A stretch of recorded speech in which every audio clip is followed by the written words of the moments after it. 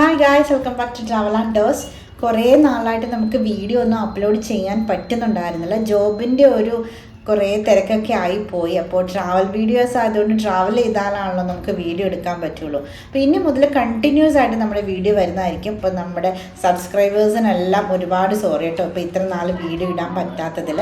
ഇന്ന് നമ്മൾ ചെയ്യുന്നത് മാംഗ്ലൂരിൽ നിന്നും, അതായത് മംഗലാപുരത്ത് നിന്നും ആലുവ വരെയുള്ള ഒരു ട്രെയിൻ യാത്രയാണ് ഇന്ന് നമ്മൾ വീഡിയോ ക്യാപ്ചർ ചെയ്യുന്നത്.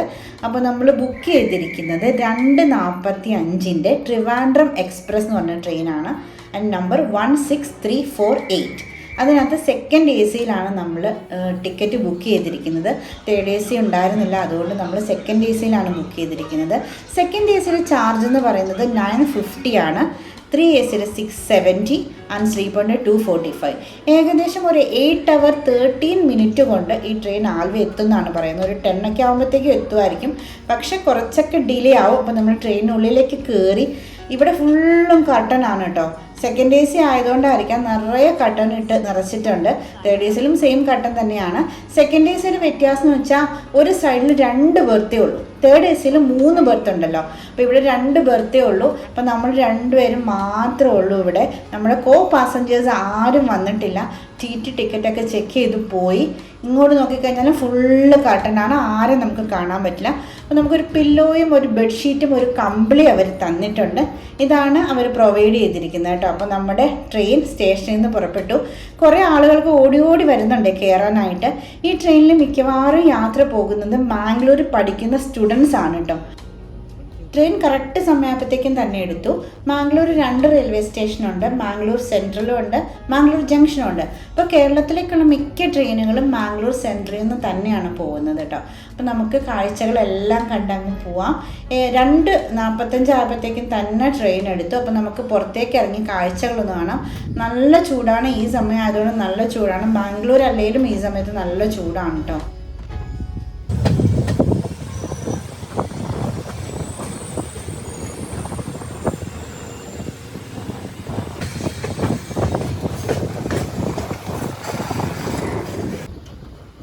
ഇപ്പം നമ്മൾ ഏതോ പാലം ക്രോസ് ചെയ്യാണ്. നേത്രാവതി റിവറാണ് നമ്മൾ ക്രോസ് ചെയ്യുന്നത് കേട്ടോ. നേത്രാവതി റിവർ കടന്ന് നമ്മൾ കാസർഗോഡേക്ക് കയറും. മാംഗ്ലൂരിന് ഏറ്റവും അടുത്ത് കിടക്കുന്ന സ്ഥലം കാസർഗോഡാണ്. അപ്പോൾ ഇവിടുന്ന് ഏകദേശം ഒരു 1 hour ആണ് നമുക്ക് ബസ്സിനോ കാറിനോ ഒക്കെ ആണെങ്കിൽ. ട്രെയിൻ അതിനേക്കാളും മുന്നേ എത്തുമെന്ന് തോന്നുന്നു.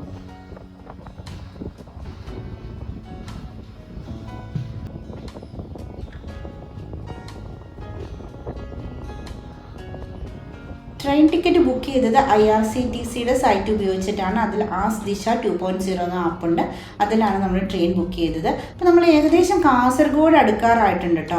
നമുക്ക് ചില്ല് ഫുള്ളും ഇങ്ങനെ മഞ്ഞ് പോലെയാണ് കാണുന്നത്.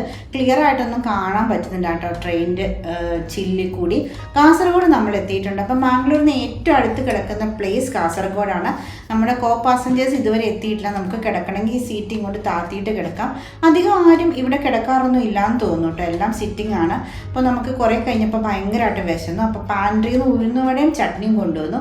അത് നമ്മൾ വാങ്ങിച്ച് കഴിച്ചു. അധികം ഫുഡൊന്നും സെക്കൻഡ് എ സിയിലേക്ക് വരുന്നില്ല കേട്ടോ. എന്താ അറിയില്ല, പുറത്തും അധികം ഫുഡ് കാണുന്നില്ല. ഇനി കോഴിക്കോട് ചെന്നാലാണ് നമുക്ക് മെയിനായിട്ടും എന്തെങ്കിലും ഫുഡ് വാങ്ങിച്ച് വയ്ക്കാനായിട്ട് പറ്റുള്ളൂ. കാരണം നമ്മൾ 10:30 ആവില്ലേ ആലുവ എത്തുമ്പോഴത്തേക്കും.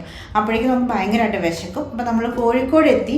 ഇവിടെ നിന്ന് എന്തെങ്കിലും ഫുഡ് വാങ്ങിച്ചിട്ട് നമുക്ക് കയറാം. അപ്പോൾ ഇവിടെ കുറച്ച് നേരം സ്റ്റോപ്പുണ്ട്. അങ്ങനെ നമ്മൾ ഫുഡൊക്കെ വാങ്ങിച്ച് കഴിഞ്ഞപ്പോൾ കിടന്നുറങ്ങിപ്പോയി. അപ്പം മുന്നോട്ടുള്ള കാഴ്ചകളൊന്നും കാണിക്കാൻ പറ്റിയില്ല. 10:30 നമ്മൾ ആലുവ എത്തിയിട്ടുണ്ട്. നമ്മളിവിടെ ട്രെയിൻ ഇറങ്ങി നമ്മുടെ വീട്ടിലേക്ക് പോവാണ്. ഇനിയുള്ള ട്രെയിൻ യാത്രയിൽ വിശദമായിട്ട് കാണിക്കാം. അടുത്ത വീഡിയോ ആയിട്ട് വീണ്ടും കാണാം. Till then stay tuned.